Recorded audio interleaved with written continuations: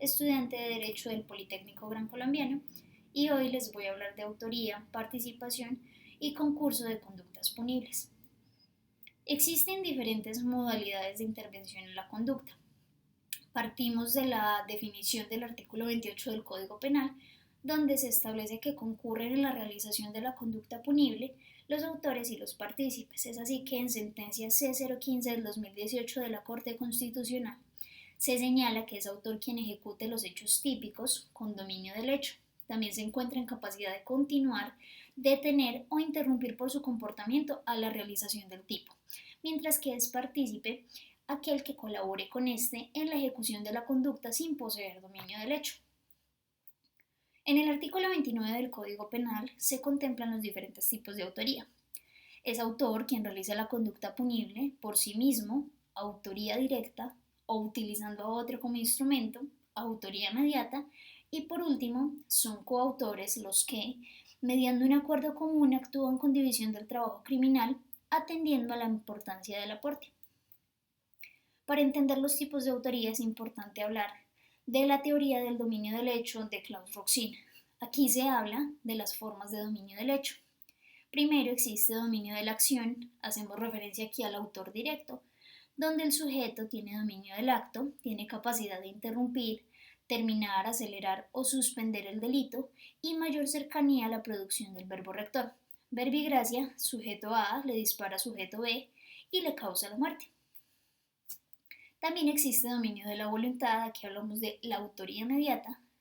Aquí existe la inhibición de la conciencia y voluntad de otra persona para la materialización del delito. Por ejemplo, el mensajero que entrega un paquete de bombas sin tener conocimiento de ello. Aquí es importante decir que el instrumento por regla general no tiene responsabilidad.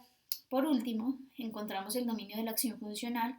Aquí hacemos referencia a la coautoría, donde varias personas realizan de manera conjunta el hecho delictivo. Debe existir un plan común, distribución de funciones o roles y aporte de todos los sujetos para la comisión del delito.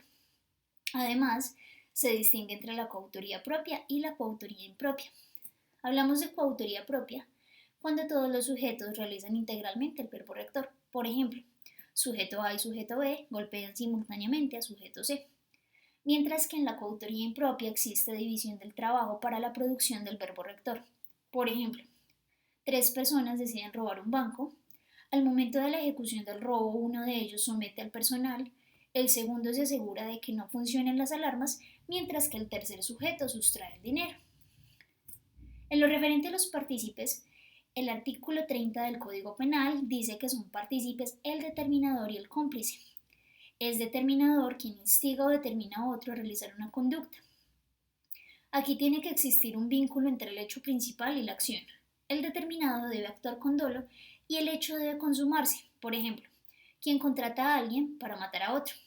Es cómplice quien brinda apoyo en la comisión de un hecho punible posterior a su ejecución. Al igual que en la coautoría, que existe un acuerdo previo, también existe distribución de funciones, pero el cómplice no hace un aporte importante en la comisión del delito. Por ejemplo, quien presta su casa para guardar un vehículo hurtado. Ahora hablaremos del concurso de conductas punibles.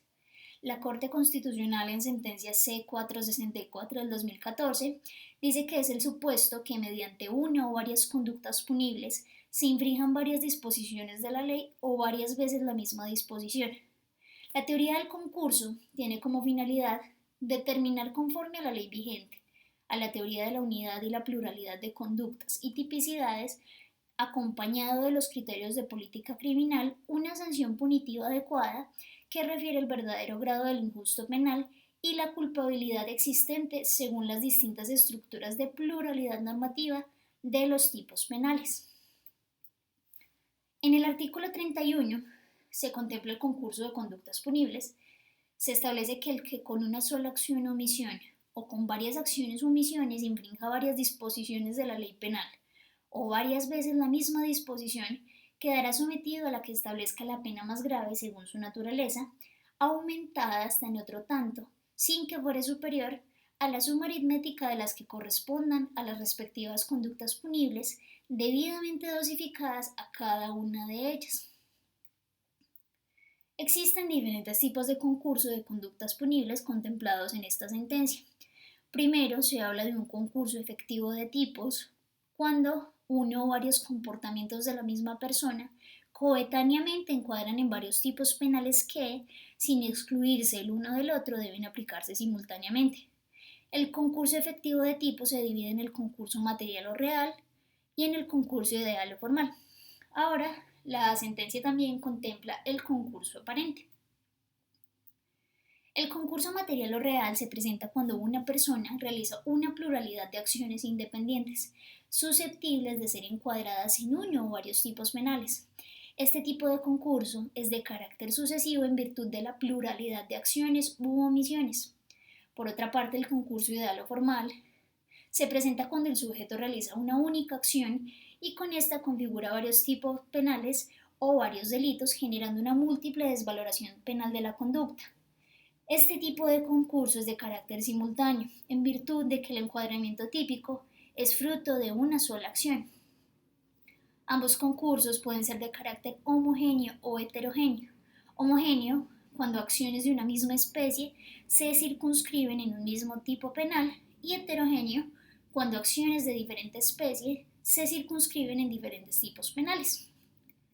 Ahora bien, el concurso material o real puede ser un concurso homogéneo sucesivo cuando varias conductas independientes se adecúan a un solo tipo penal.